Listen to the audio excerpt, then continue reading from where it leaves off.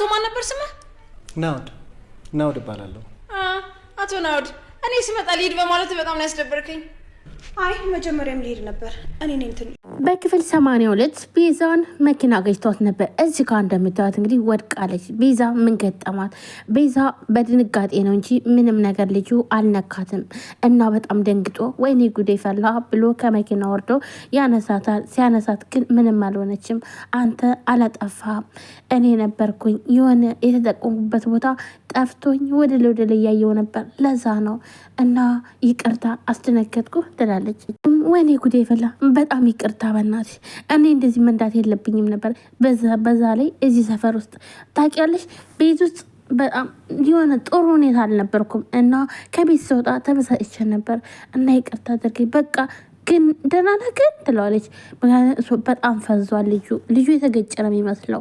ስልኳ ይደወላል እና ቦርሳዋን ተጎንብሳ ማንሳት ያቅጣታል። እናም ቆይ እኔ ልስጥሽልና ቦርሳዋን ይሰጣታል። ጓደኛዋ ነበረች እና እንደማትገኝና እንዳልተመቻት እንደቀረች ትነግብን እኮ ደርሼ ነበር፣ እሺ በቃ እደውልልሻለሁ ብላ በቃ እሺ ወደ ቤት ሄድ ትላለች። እባክሽን ሆስፒታል እንሂድ፣ እኔ ማውቀው ሆስፒታል አለ እባክሽ ብሎ ይለምናታል። አይ ደህና ነኝ እኔ ምንም አልሆንኩም፣ ትንሽ ራሴን ስላዞረኝ ራሴን ናመመኝ እና ታዲያ ልውሰድሽ ቤላትም እሷ ግን ሐኪም ቤት አልፈልግም፣ ግን ከቻልክ ካላስቸገርኩ ቤት ያደርሰኝ ትለዋለች። እሱም እሺ ብሎ ቤት ይወስዳታል። እናም እሱ ግን በጣም ፈዞ ነው የሚያትኝ። ከዚህ በፊት እንደሚያውቃት ሰው በአንዴ በፍቅሯ ጠብ ብሏል። ጽዮን እንደውሎ ጠርቷታል። እናም ሁሉን ነገር ሊነግራት ወስኗል። ምክንያቱም ነገሮች ሁሉ እየተበላሹ ስለሆነ ጽዮን ትመጣለች። ጽዮን መታ ቁጭ በይ፣ በዚህ ሳምንት ውስጥ በጣም ብዙ ነገሮችን አበላሽቻለሁ ይላል። ቆይ ምንድን ነው ዳጊ ምንድን ነው የተፈጠረው ትላለች። ቆይ አቤል ጋ ያን ቪዲዮ ኤዲት አደረጋችሁት እናንተ ናችሁ ትላለች። ያን ምክንያቱም ፎቶውን ማለት ነው ያን ፎቶ ትላለች።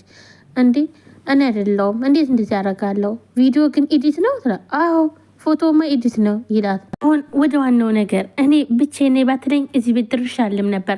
እናም ቁጭ በል ደግሞ ይሄ አጎት ከመጣ እሱን ፈልጌ የመጣው እንዳይመስለው ይለዋል ትላለች። እሺ ቁጭ በይ እና ታዲያ እናውራ ይላታል። እባክሽ ቁጭ በይ፣ ይሄ እንደምት ሳላስበው ችግር ውስጥ ገብቻለሁ። ይሄን ነገር ደግሞ ከአንቺ ውጭ ለማንም መናገር አልችልም ይላታል። ምን ችግር ነው የምትለኝ? ዳጊ ንገረኝ፣ ምንድነው ችግሩ? በዚህ 15 ቀን ባልሞላ ውስጥ ብዙ ስህተቶችን ሰርቻለሁ ይላታል። ስህተት ለመደበቅ ስል ሌላ ስህተት ሰራለሁ ይላታል። በጣም ደንግጠዋል። አስበው የማይሆን ችግር ውስጥ ነው የገባሁት ይላታል። ነገር ቆይ ምንድነው? ቆይ የተፈጠረው ነገር ለምን አትነግረኝም ትለዋለች። ቆይ የኔና አቤልን ፎቶ አንድ ላይ ሆናችሁ ያቀናበራችሁት እንዴ? እሱንማ እንዴት እንደዚህ ያደርጋለሁ? ኧረ እኔ እንደዚህ አላደርግም። ራሱ እኮ ስለሱ ፎቶ ያወቅኩት ማታ አጎቴ ያሳየ ነው ይላል። ምን ስለ ፎቶ አውቋል ማለት ነው ትላለች። እውነቱን ንገረኝ፣ ለዛ ነው እንደዛ አስቀያሚ ቴክስት የላከልኝ? ቢኒያም አውቋል ማለት ነው ስለ ፎቶ ትላለች። እንግዲህ ይህ ማለት ቢኒያም እንዳወቀ ጽ አላወቀችም ነበር። ቴክስቱንም ሲልክላትኝ በምን አይነት መንገድ እንደላከላት አላወቀችም ነበር። እናም ለዛ ነው ወይ አስቀያሚ ቴክስት የላከልኝ ትለዋለች። አውቋል። እሱ ከመጀመሪያውም ከአቤል ጋር እንደምትገናኝ ያውቅ ነበር። እኔ ቀጥሬሽ አቤል ጋር ስትገናኙ እሱም አይቶ ነበረ ይላታል። አልገባኝም፣ ከአቤል ጋር እኮ በተደጋጋሚ ተገናኝተናል ትለዋለች። ቆይ ግን ለምንድን ነው ታዲያ ያልነገረኝ? አሀ ለዛ ነበር እንዴ ስቀርበው የሚሸሸኝ ትላለች። ጽዮንም የሆነ ነገር እንዳለ ገብቶኝ ነበር እና ታዲያ እሱ ታዲያ አየዋት ስልህ እኔ እየጠበቁ ነበር አትለውም ነበር እንዲ አንተ? እንማ ማለት አልችልም። አጎት የሚያውቀው ስለ እናንተ መገናኘት እኔ ምንም ነገር እንደማላቅ ነው። ለምንድን ነው ያልተናገርከው? ቆይ አንተ የምትፈልገው የኔና ቢኒያምን መጣላት ነው ትለዋለች። ጽዮንም እና አጎትህ አንድ ላይ እንድንሆን አትፈልግም ማለት ለዛ ነው ከጓደኛ ጋር ሆነ ከጀርባ ሴራ የምታሰረው ትለዋለች። ዳጊ እንዴ ምን እያልሽ ነው ጽ? እኔን አታውቂኝም? ቆይ ከኔስ በላይ የሚደግፋችሁ ሰው አለ ብሎ ዳጊም አምርሮ ይነግራታል። የት ነው የምትደግፈን?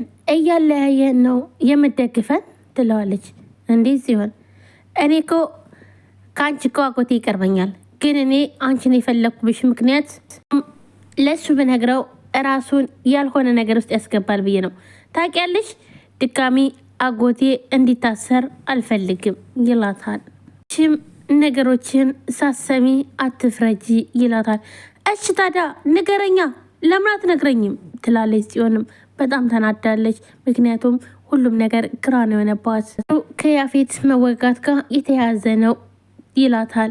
ማለት ዳጊ ምን እያልክ ነው ንገረኝ ትለዋለች። እያሰብኩት ያለሁት ነገር አይደለም አይደል? አይ እንደምታስቢው አይደለም። እኔ አይደለም የወገሁት። በጣም ይደነግጣል። ተመስገን አምላኬ ትላለች። እናም ግን እኮ በተዘዋዋሪ ቢሆንም የኔ እጅ አለበት ይላታል። ማለት ትለዋለች። እንዲወጋ ያዘዝከው? ቆይ ግን ለምንድን ነው ማትነግረኝ? ለምን ዙራ ጥምጥም ትሄዳለህ? ትላለች። ልጅ እኔ ግን እንዲያስፈራራው ነበር የነገርኩት። እኔ ታውቂያለሽ ሰው ፍርዱን እንዲያገኝ እንጂ እንዲጎዳ አልፈልግም ምንም ቢያጠፋ።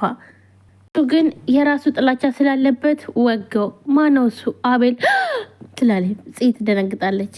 አቤል የራሱን ዘመድ ጨክኖ ወገው ትላለች። እንደምታወራው ትላለች። ትደነግጣለች። እንዴት ነው የራሱን ዘመድ የሚወገው ብላ እህቴ ማንም የሚቆረቆርላት እንደሌለ ስላወቀ ነው ብዬ እንዲያስፈራራው ነበር የነገርኩት። ነገር ግን እሱ ግን ተበቀለው እና ደግሞ ለዛው መደራደራ አንቺን እንዳገናኘው ነበር ይላታል። እናንተ ደግሞ እሻልከው አይደል ትለዋለች።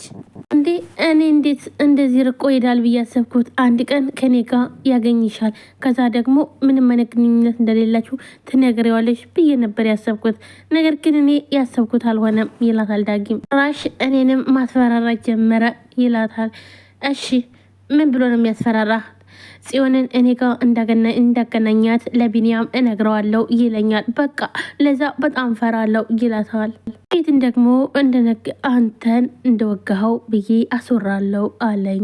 ግን እኮ እንደነገርከኝ ከሆነ ያፌትን የወገው አንተ ሳትሆን እሱ ነው ትላለች። ሁለታችንም ብቻ ነው የምናውቀው። ነገር ግን ሁለታችን ለፍርድ ብንቀርብ ለማን ይመስልሻል የሚያመዝነው ይላታል።